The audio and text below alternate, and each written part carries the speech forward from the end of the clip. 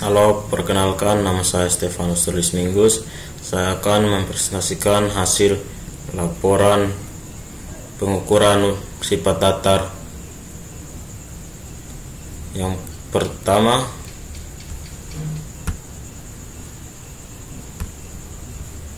latar belakang. Seperti yang kita ketahui bahwa bumi ini tidak rata, melainkan cenderung bergelombang dikarenakan bumi terdiri dari pegunungan, perbukitan, dan lembah. Maka untuk dapat menggambarkan bagian permukaan bumi ini diperlukan suatu bidang perantara yang sedemikian rupa dibuat hingga pemindahan keadaan itu dapat dilakukan dengan lebih mudah. Ilmu ukur tanah merupakan salah satu mata kuliah pada semester 1 di jurusan Teknik Sipil Politeknik Negeri Kupang. Secara sederhana, mata kuliah ini mempelajari tentang pengertian pemetaan dan bagian cara memetakan. Oleh karena itu, mahasiswa diharuskan melaksanakan praktikum ilmu ukur tanah, yaitu memetakan salah satu area di Politeknik Negeri Kupang. Yang berikut maksud dan tujuan. Yang pertama, menentukan beda tinggi antara titik satu dengan titik lainnya di permukaan bumi. Setelah itu, menentukan kemiringan lahan.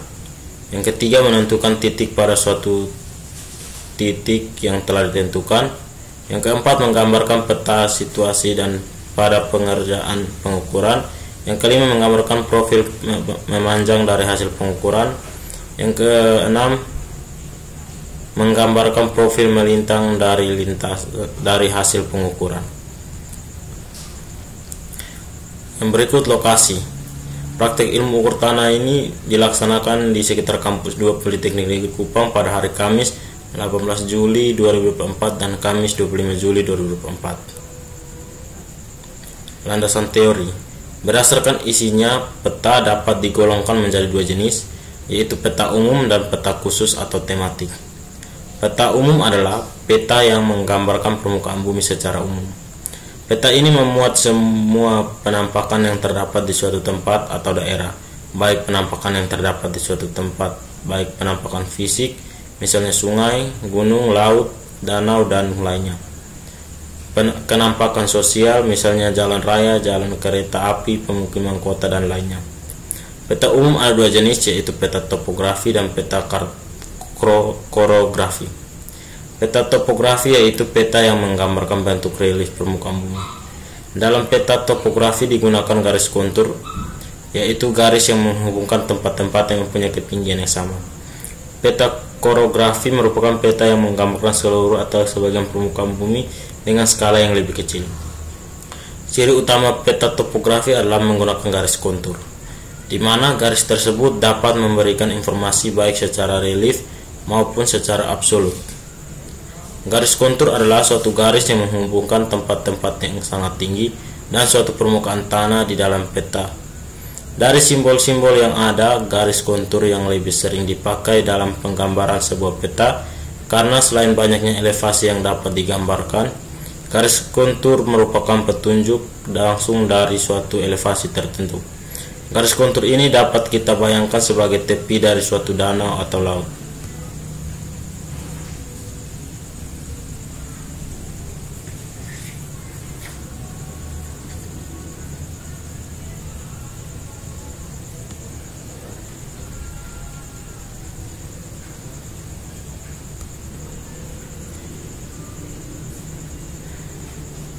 Kerapatan jarak kontur pada suatu peta dengan lainnya menunjukkan keadaan wilayah yang curam.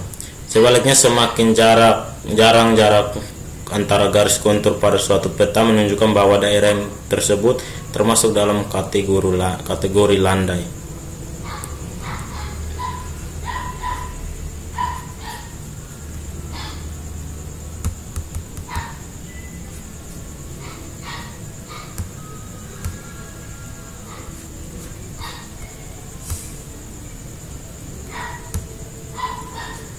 Yang berikut alat dan bahan.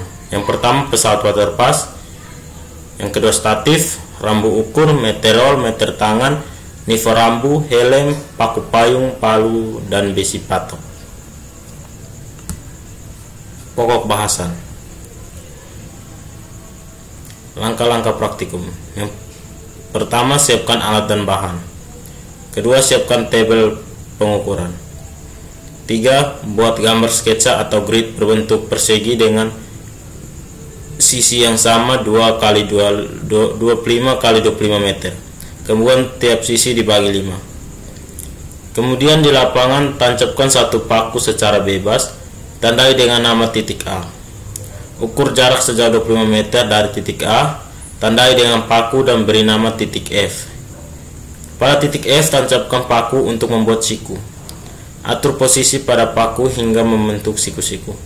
Dirikan pesawat di titik A, kemudian lakukan centering dan datarkan alat. Dan tembak 90 derajat ke kanan sesuai dengan gambar sketsa lokasi kami ke arah titik F. Setelah tegak lurus, pindahkan alat ke titik F, kemudian putar alat mulai tembak 5 meter ke depan dengan sudut sebesar 270 derajat.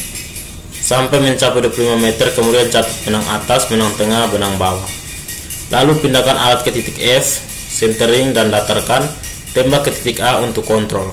Kemudian putar alat kembali ke arah 270 derajat, mulai tembak 5 meter ke depan hingga mencapai 25 meter. Kemudian catat benang atas, benang tengah, benang bawah.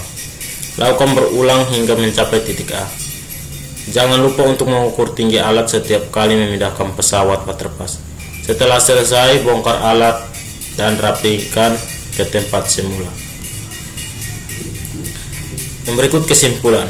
Garis kontur adalah garis yang berada pada peta yang menghubungkan dua titik di peta dengan ketinggian yang sama. Data yang didapat harus akurat karena data menentukan peta kontur yang akan dibuat. Dua garis kontur yang mempunyai ketinggian sama tidak dapat dihubungkan menjadi satu garis kontur. Garis-garis kontur harus berjarak sama kecuali tersedia data yang menunjukkan data sebaliknya. Garis kontur harus tegak lurus terhadap jurusan kelandaian maksimum. Dalam praktikum garis kontur diperlukan ketelitian supaya data yang diperoleh akurat.